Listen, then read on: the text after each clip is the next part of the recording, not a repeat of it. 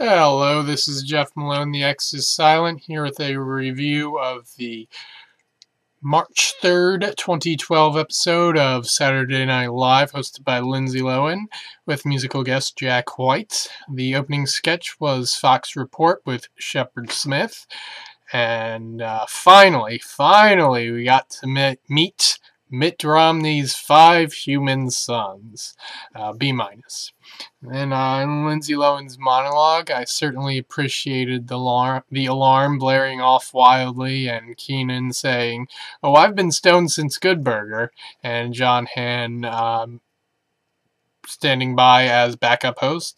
But the best moment of this monologue was when that crazed woman in the crowd yelled, "Kristen Wiig!" So A-. And then, we had the Real Housewives of Disney, and best line in this one was, "And I'm a volume mess," from Cinderella. B+. Okay, then the 2012 Psychic Awards. Good year for dogs on SNL. That dog that wouldn't stop barking in that one Mitt Romney opening.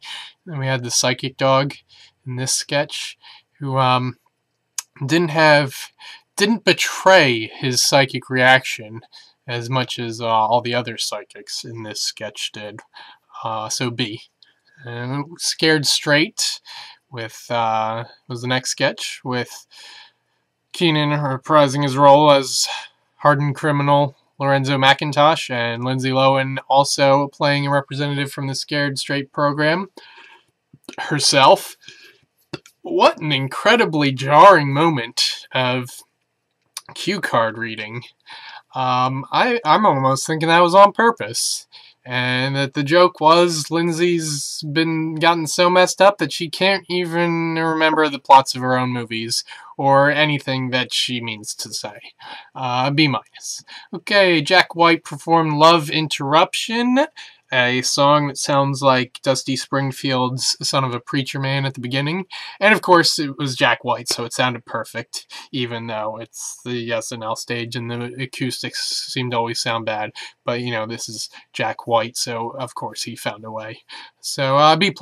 Okay, Weekend Update. The joke about Kid Rock endorsing Mitt Romney, and then Seth Meyers like, "Now let's sew up the Juggalo vote."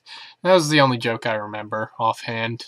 Which is, it goes along with SNL and their Underground Records sketches. Yeah, I found myself wishing for one of those sketches to appear this episode. We haven't seen them. We haven't seen DJ Super Soak and Lil Blaster for some time now. So Seth, C+, I guess. Okay, then we had James Carville, and Bill Hader's James Carville is something I appreciate more than I love. It's a terrific impression. It seems like it's less and less like the actual James Carville each time, but working off him in a way that resembled him, at least initially.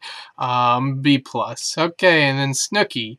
I don't know about the joke that John Hamm is the father of her baby, but I liked that they went a little more subtle with the ending bit where she's calling herself something orange, where she said that the Lorax is now in theaters, and didn't call attention to the fact that, the Lorax, and she's orange and small and round, just like the Lorax. So, B.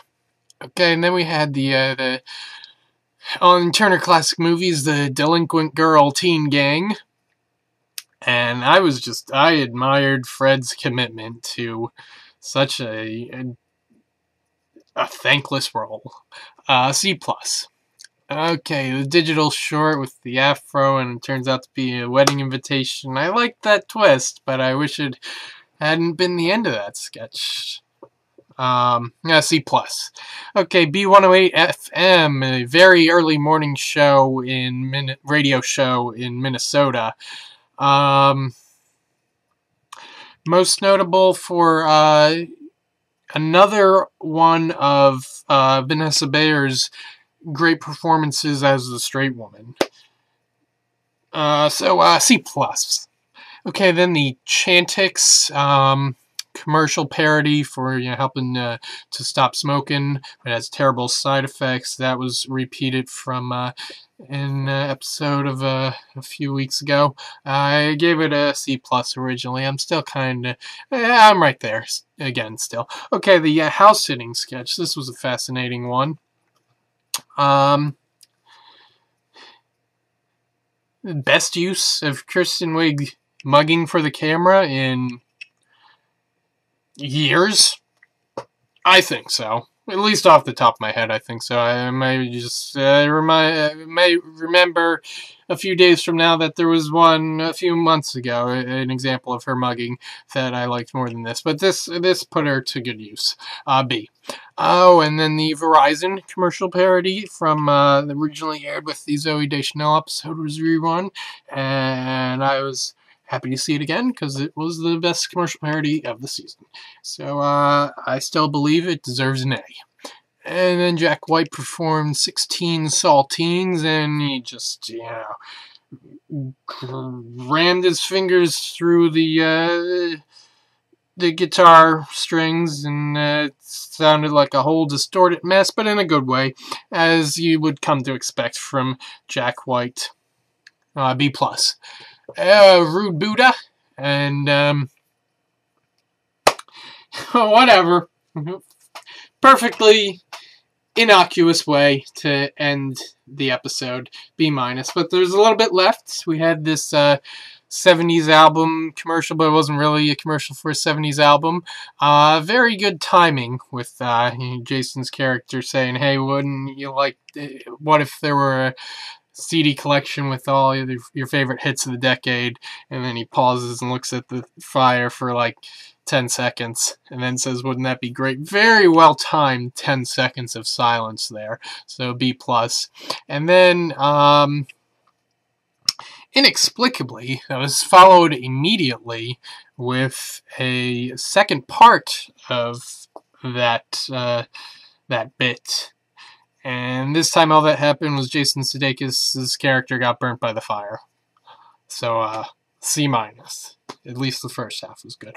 Okay, overall, this was one of the strangest episodes of Saturday Night Live I have ever seen. And that really didn't have to do with Lindsay Lohan one way or the other. I mean, let's look at the sketches we had. And, the delinquent teen girl gang, and the Afro digital short, and the house sitting, and the B108 FM, and repeating 2 commercial parodies from earlier episodes. Yeah, that's not unprecedented, but I mean, Rude Buddha, well, whatever. But I didn't know why these sketches. I can't fathom how they came to be. That's just how I gotta put it. So next week, next Saturday, we've got March 10th, the second hosting appearance by Jonah Hill, soon to be seen in 21 Jump Street, and musical guest The Shins also appearing for the second time. So I'll be back next week with a review of that episode. In the meantime, check out my blog and all this and that and whatever else I do. And